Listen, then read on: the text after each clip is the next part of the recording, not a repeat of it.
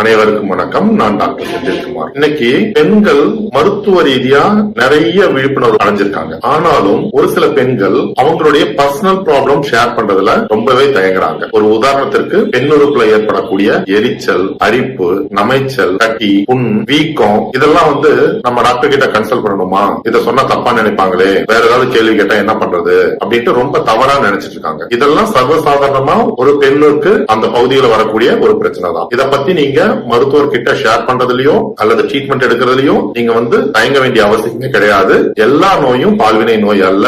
அந்த பாலியல் ரீதியான கேள்விதான் கேட்பாங்க அப்படின்னு தயங்கி இத ஷேர் பண்ணாம இருக்காது. பொதுவாவே பெண்ணுடைய உடம்புல உள்ள மிக மிருதுவான இடத்துல அதுவும் எது, அந்த பெண்ணுறுப்பு. இந்த பெண்ணுறுப்பானது ஒவ்வொரு கட்டத்திலையும் ஒவ்வொரு விதமான மாறுதல்களை சந்திக்கும். பெண்ணுறுப்புல ஏற்படக்கூடிய வலி, அரிப்பு, நமைச்சல், கட்டி, பரு, புண் போன்ற பிரச்சனைகள் ஒவ்வொரு காரணத்தினால வருது. அது என்னென்ன காரணம் அப்படின்றத நாம இப்ப பார்க்கலாம். முக்கியமா நம்ம பார்க்க போறது பெண்ணுறுப்பில் ஏற்படக்கூடிய எரிச்சல். சில பேருக்கு எப்பவுமே அந்த பெண்ணுறுப்புல ஒரு விதமான நமைச்சலும் எரிச்சலும் இருக்கும். ஒரு சில பெண்களுக்கு யூரின் போகும்போது மட்டும் அந்த எரிச்சல் இருக்கும். ஒரு சில பெண்களுக்கு மென்சஸ் ஆகிறதுக்கு முன்னாடியும் மென்சஸ் ஆனதுக்கு அப்புறமும் அந்த எரிச்சல் இருக்கும். வாழ்நாள்ல நிறைய பெண்கள் ஒரு முறையாவது இந்த மாதிரியான எரிச்சல் வலி பிரச்சனையை சந்திக்கிறார். பெண்ணுறுப்பு மென்மையானது அப்படின்றதுனால ஈஸியா இன்ஃபெக்ஷன் ஆகக்கூடிய வாய்ப்புகள் உண்டு. மேலும் அந்த பெண்ணுறுப்பானது ஹார்மோனுடைய தொடர்பு உள்ளது. ஹார்மோன் மாற்றங்களால சில பேருக்கு என்ன ஆகும், அங்க ட்ரைனஸ், பர்னிங் சென்சேஷன்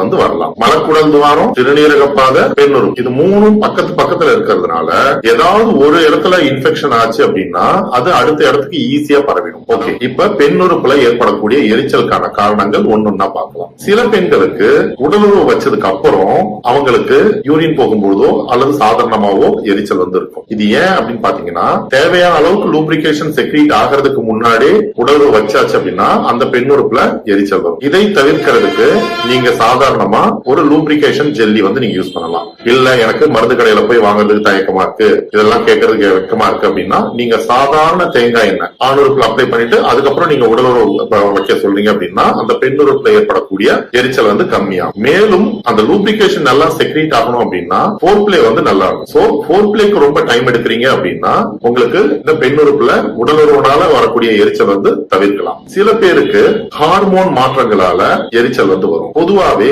மாதவிடாய் வர்றதுக்கு முன்னாடி கருமுட்டை வளர்ச்சி அடைந்து வெளியே வரும்போது பிஹெச் வேரியேஷன்ஸ் இருக்கும். இது இயற்கையா நடக்கக்கூடிய மாற்றங்கள் தான். அந்த டைம்ல ஃபங்கல் இன்ஃபெக்ஷன் வர்றது நார்மலா உள்ளதுதான். குறிப்பா 35+ வயது உள்ளவங்களுக்கு ஹார்மோன் சுரக்கிறது கம்மியாக ஆரம்பிக்கும் பொழுது இந்த எரிச்சல் அதிகமாகும். இதனால என்ன ஆகும் அப்படின்னு பாத்தீங்கன்னா, during sexual activities or without any sexual activities vaginal dryness இருக்கும். இவங்களும் ஜெல்லியை யூஸ் பண்ணி அந்த எரிச்சலை குறைச்சு. அடுத்தது எதிர்ப்பு சக்தி குறைவு. நோய் எதிர்ப்பு தன்மை குறைவா இருக்குன்னா ரெக்கரண்ட் கோல்ட், காஃப், ஃபீவர் இதெல்லாம் வந்துட்டு ரெகுலரா அவங்க ஆன்டிபயோட்டிக் எடுக்கிறாங்க அப்படின்னா இது மலக்குடல்ல உள்ள நல்ல பாக்டீரியாஸ அழிக்கிறதுனால ஈஸியா அவங்களுக்கு ஃபங்கல் இன்ஃபெக்ஷன் வர வாய்ப்புகள் உண்டு. எனவே ஆன்டிபயோட்டிக் மெடிசன்ஸ் அன்வான்டா டாக்டருடைய கன்சல்டேஷன் இல்லாம எடுக்கக்கூடாது. அப்படியே நீங்க ஆன்டிபயோட்டிக் எடுத்தாலும் கூடவே ப்ரோபயோட்டிக் மெடிசன்ஸ் நீங்க சேர்த்து எடுக்கிறீங்க அப்படின்னா இந்த மாதிரியான பிரச்சனைகள் வெளிவரலாம். டாக்டர் கன்சல்ட் பண்ணாம செல்ஃப் மெடிகேஷன் எடுக்கக்கூடாது. அடுத்தது டயபெட்டிஸ். சக்கரை நோய் இருக்கு அப்படின்னா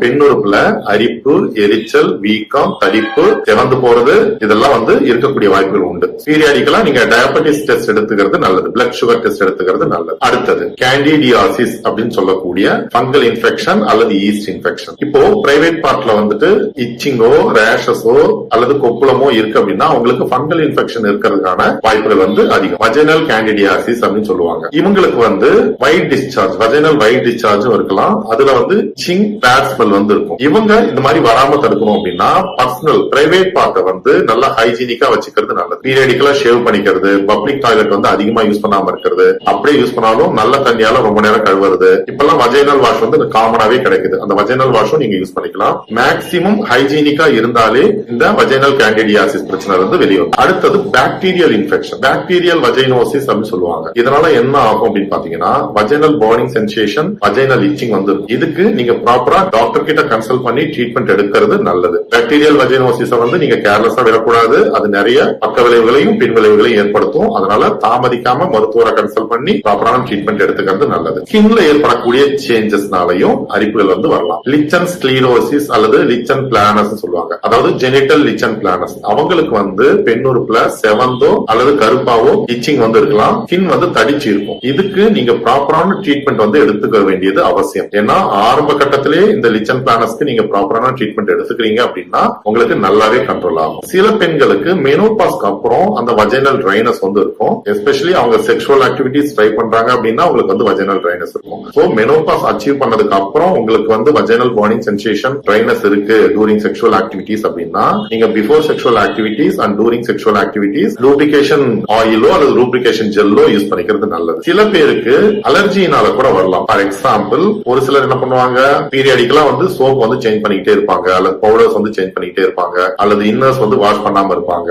இவங்களுக்கு வந்து அந்த எரிச்சல் ஏன் வருது அப்படின்னா அலர்ஜினால அந்த எரிச்சல் வந்து வரலாம். சோ அலர்ஜி இருக்கு அப்படின்னா நீங்க ஆன்டி அலர்ஜிக் மெடிசன்ஸ் எடுத்துக்கிறது நல்லது. பர்சனல் ஹைஜீன் நல்லாவே மெயின்டைன் பண்ணிக்கணும். ஒரு நாள் யூஸ் பண்ண இன்னர்ஸ் வந்து அடுத்த நாள் கண்டிப்பா துவைக்காம யூஸ் பண்ணக்கூடாது. மென்சஸ் டைம்ல எவ்ரி 3 hours ஒன்ஸ் ஃப்ளோ இருக்கோ இல்லையோ நீங்க வந்து நாப்கின்ஸ் மாத்திக்கிறது நல்லது. நல்ல பிராண்டட் குவாலிட்டியான நாப்கின்ஸ் யூஸ் பண்ணிக்கிறது நல்லது. மேக்ஸிமம் துணி யூஸ் பண்றதை அவாய்ட் பண்ணிடுங்க. ஒரு சில பெண்களுக்கு வந்து பெண்ணுறுப்புல மறுக்கள் இருக்கும். அந்த மறுக்கல்னால அவங்களுக்கு வந்து அந்த எரிச்சல் வலி வந்து இருக்கும். சில பேருக்கு வந்து சின்ன சின்ன கட்டி மாதிரி இருக்கலாம், அல்லது மரு மாதிரி, அதாவது எப்படின்னா காலிஃபிளவர் மாதிரியான மரு வந்து இருக்கலாம். இது வந்து ஒரு வகையான செக்ஷுவல் டிரான்ஸ்மிட்டட் டிசீஸ். இந்த பால்வினை நோய் மறுக்கல் அப்படின்னு சொல்லக்கூடிய ஹியூமன் பாப்புலோமா வைரஸ் ஆனது பால்வினை நோயினால பரவக்கூடியது. இதுக்கு ப்ராப்பரான சிம்டமேட்டிக் மெடிசன் ஹோமியோபதிக் ட்ரீட்மெண்ட் நல்லாவே ஹெல்ப்ஃபுல்லா இருக்கும். சோ பால்வினை நோய் மறுக்கல் இருக்கு அப்படின்னா தயங்காம நீங்க ஹோமியோ ட்ரீட்மெண்ட் எடுத்துக்கிறீங்க அப்படின்னா அந்த பால்வினை நோய் மறுக்கல்ல இருந்து நல்ல தீர்வு காணலாம். ஒரு சில பெண்களுக்கு அதீதமான மன அழுத்தம், ரொம்ப மன கஷ்டம் இருந்தா இவங்களுக்கு வந்து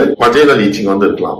ஏன் அப்படின்னு பாத்தீங்கன்னா மன அழுத்தமானது பாடியில டீஹைட்ரேஷன் வந்து உண்டு பண்ணலாம். ஒரு சிலருக்கு செக்ஷுவல் ஆக்டிவிட்டிஸ் இல்லாம இருக்கும், ஒரு சிலருக்கு வந்து செக்ஸ் தேவைப்படும் ஆனா கிடைக்காது, ஒரு சிலருக்கு வந்து அதீதமான செக்ஷுவல் ஆக்டிவிட்டிஸா இருக்கும். சோ மனசுக்கும் செக்ஸுக்கும் ரொம்பவே சம்பந்தம் உண்டு.